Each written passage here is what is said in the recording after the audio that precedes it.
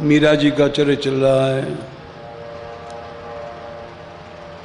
सदृश गोपिका प्रेम प्रगट कल जुग ही दिखायो।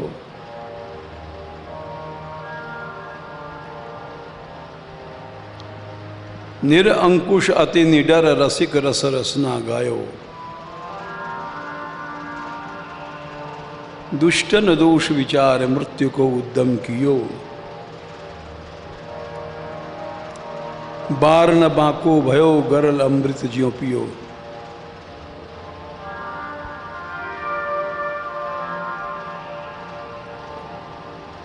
भक्ति निशान बजाए के काहू ते नाहिन लजी। लोकलाज कुल श्रृंखला तज मीरा गिरधर बजी।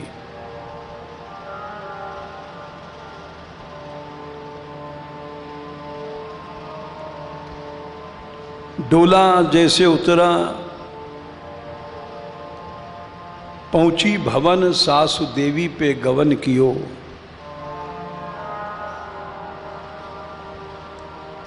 तिया और उबर गठ जोरो करो भाई के।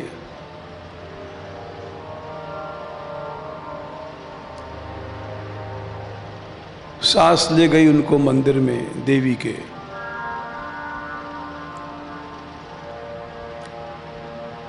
वहां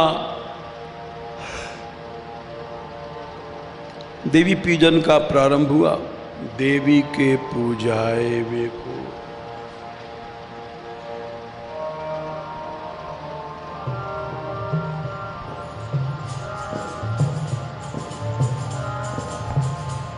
कियो लय उपाय सास वर पे पूजाए पुनि बधु पूजी भाखिए।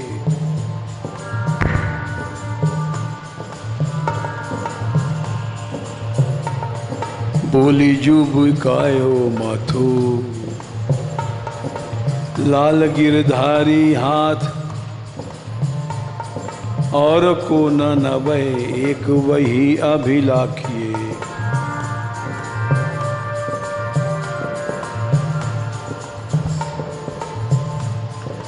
बढ़त सुहाग आके पूजे ताते पूजा करो।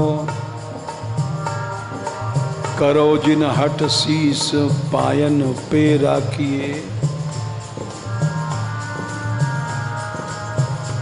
कई बार बार तुम यही निर्धार जानो।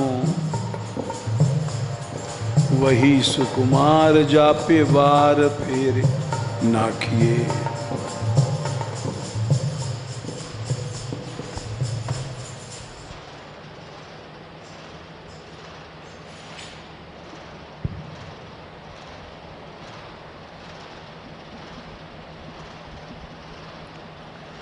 बहुत उपाय किया,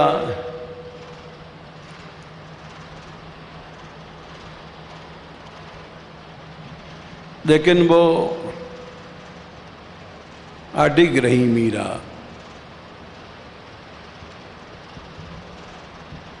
बर पे पुजाए उन्हें बधू पूज भाकिए।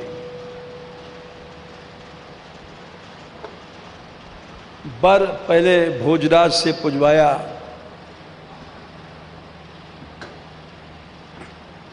वो बेटा था, आज्ञाकारी था,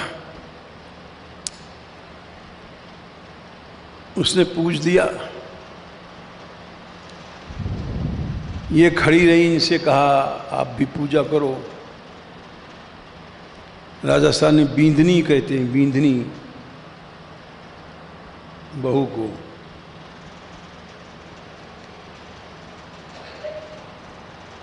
कियो ले उपाय सासु, कई बार कहा।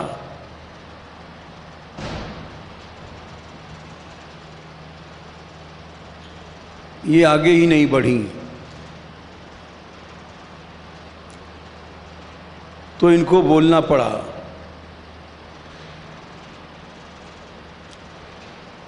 ये बोली कि बोली जू बुकायो माथो लाल गिरधारी हाथ।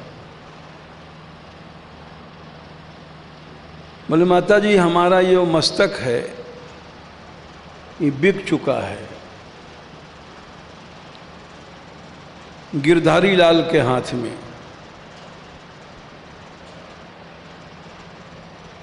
बोले इसका क्या मतलब है? बोले और को न नवै, और दूसरी जगह ये नहीं झुकेगा।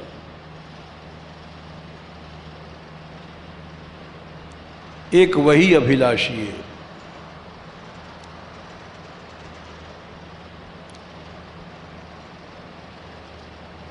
बड़ा विचित्र उत्तर था। राजमाता थी चित्तौड़ की, और उनसे ऐसा कहना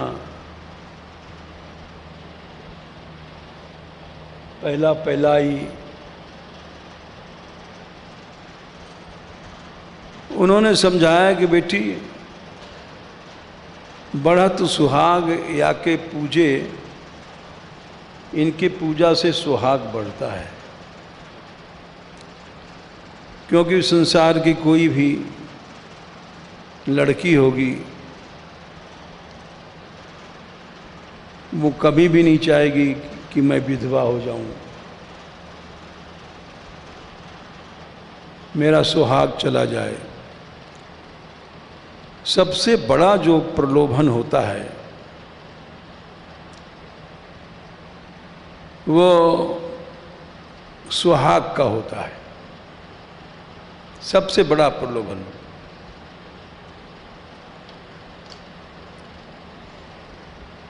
और इस प्रलोभन के पीछे क्या क्या नहीं पूजा पत्री अनेक बातें करती हैं लड़कियां। हम जब अब जन्मभूमि में थे, छोटे से थे, तो एक हमारी भांजी थी, बहन की लड़की,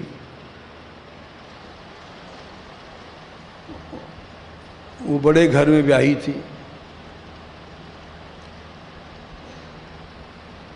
तो एक संत आए, ये हमारे यहाँ की घटना है, उन्होंने ऐसे कुछ किया, ऐसा चमत्कार दिखाया। हमारी जो बहन है इनकी उम्र की थी, वो दोनों, यद्यपि ये मौसी लगती थी लेकिन एक उम्र की थी।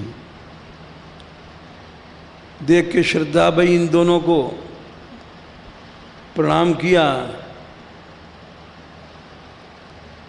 तो उसने कहा, ओह इस लड़की का विवाह हो गया है, बहुत सुंदर लड़की थी, हाँ इसका सुहाग तो थोड़े दिन में चला जाएगा।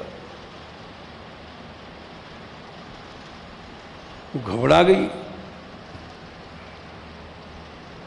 बोले एक उपाय से बच सकता है, हम पूजा करा देंगे, तुम्हारा सुहाग बच जाएगा। तो उसने पूजा में कहा, सब देवी को आभूषण चढ़ा दो, तुम्हारे सामने ही आभूषण रहेगा, हम तो तुम्हारे भला के लिए कर रहे हैं।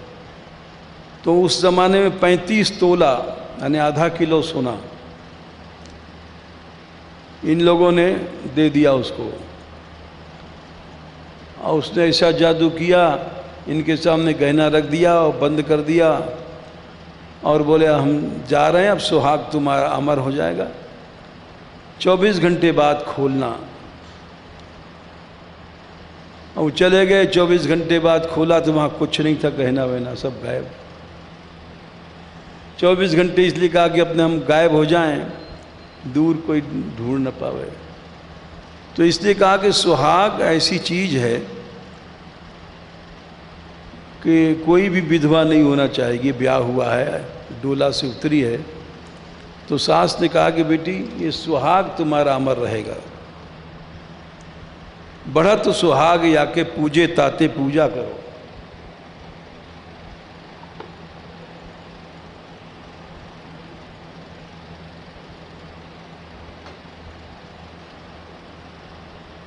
करो जिन हठ, हठ मत कर। नई दुल्हन को बींदनी कहते हैं राजस्थान में, बींदनी हठ मत कर। शीश पायन पे राखिए, अपना सिर माता के चरणों में रख दो। लेकिन उन्होंने यही कहा, माताजी सिर एक बार बिकता है, बार बार नहीं बिकता है। बोली जो बिकायो माथो लाल गिरधारी हाथ। अब ये सिर दूसरी जगह नहीं झुकेगा संसार में, इसीलिए तो उनका कहीं भी संतों में जाके बैठी, सैकड़ों संतों में, लेकिन उनका शील बराबर बढ़ता गया, क्योंकि मस्तक तो एक ही बार बिकता है और समर्पण एक ही को होता है।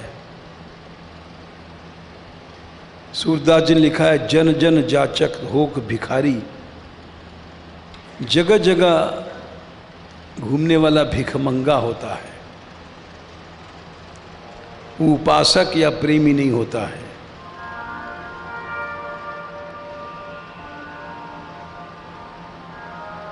कई बार बार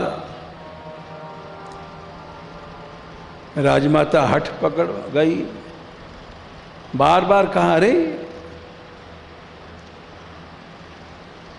जितनी बार कहा, अंत में मीरा ने एक जवाब दे दिया, तुम यही निर्धार जानो, माताजी हमारा निश्चय बदल नहीं सकता है।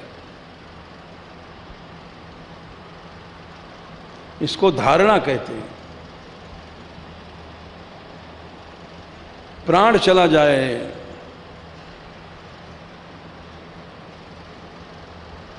हम लोग कुत्ता बिल्ली किसी आदमी क्या भजन कर सकते हैं? विषयों में समर्पण जब है तो व्यभिचार है। सब समझना सीखना चाहिए इन कथाओं से। ऐसा नहीं बना मन तो फिर क्या फायदा कथा से। तुम यही निर्धार जानो, वही सुकुमार, वही श्री कृष्ण, जापे बारी फेरी नाखिए। मीरा ने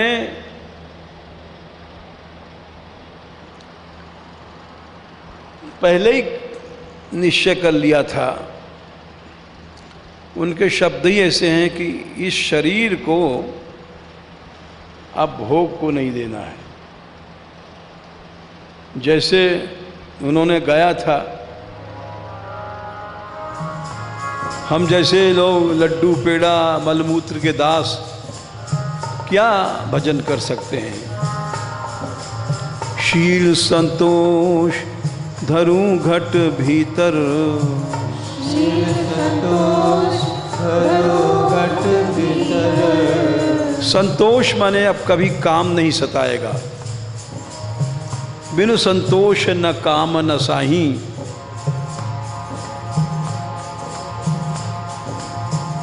भूख में काम जागता है, संतोष में नहीं। समझो, भगवान ने दूसरे अध्याय में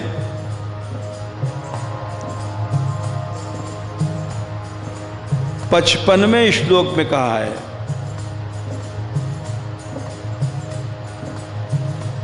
प्रजहाति यदा कामान सर्वान पार्थ मनोगतान, आत्मन्येवात्मना तुष्टः स्थित प्रज्ञस्तदोच्यते। काम को तभी छोड़ सकता है जब संतुष्टि आ जाएगी तब। आत्मन्येवात्मना संतुष्ट।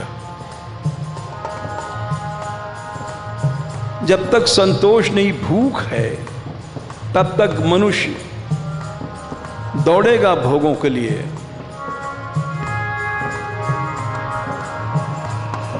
कितना भी प्रयत्न करो, उसकी वृत्तियां नचाएंगी। तो संतोष माने अब काम जीवन से, सांसारिक मैथुनी काम खत्म। शील संतोष धरूं घट भीतर, शील संतोष धरूं घट भीतर, समता पकड़ रहूंगी बाला, समता पकड़ रहूंगी बाला। समत तो सबसे बड़ी चीज है।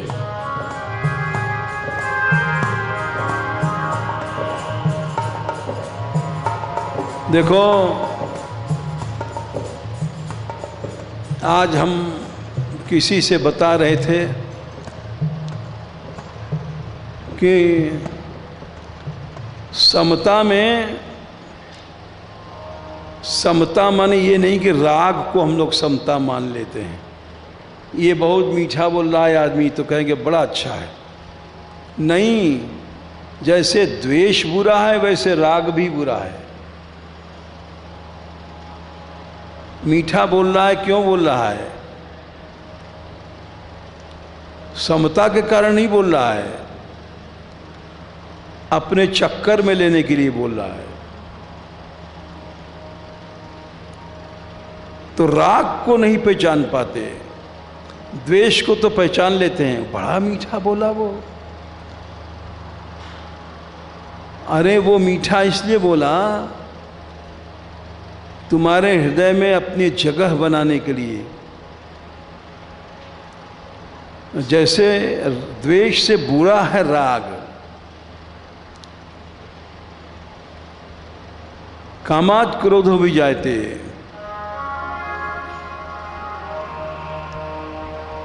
तो इसलिए समता वाले के ऊपर न राग का असर होगा न द्वेष का होगा। गाली दे दो उसका भी असर नहीं होगा, मीठा बोलो उसका भी असर नहीं होगा। उसाब बच जाता है, नहीं तो गुटबंदी में पड़ जाएगा, पार्टी बंदी में पड़ जाएगा, राग के चक्कर में आ गया। इसलिए समता पकड़ रहूंगी, समता पकड़ रहूंगी। अब देखो ये कड़ी आ रही है। गुरु के ज्ञान, गुरु के ज्ञान रघु तन कपड़ा, गुरु के ज्ञान रघु तन कपड़ा। लोग कपड़ा रंगते हैं लाल पीला, मैं शरीर रूपी कपड़े को रंगूंगी। ऊपर से कपड़ा बदल दिया, भीतर गड़बड़ सड़बड़ नहीं, ऐसा नहीं होगा। इस शरीर को रंग दूंगी। एक एक शब्द बड़े कमाल के हैं। साधु बन गए साहब, बोले भेस लिया, भेस लिया मतलब कपड़ा अपड़ा बदल दिया, हो गया। ये कोई साधु बन नहीं है। गुरु के ज्ञान तन रंगू तन कपड़ा, गुरु के ज्ञान रंगू तन कपड़ा। शरीर को रंग दो, इधर उधर के विषयों से बचोगे नहीं। यहाँ वहाँ अनेक रंगों में शरीर घूमता रहेगा। मन मुद्रा पहरूंगी बाला, मन मुद्रा पहरूंगी बाला।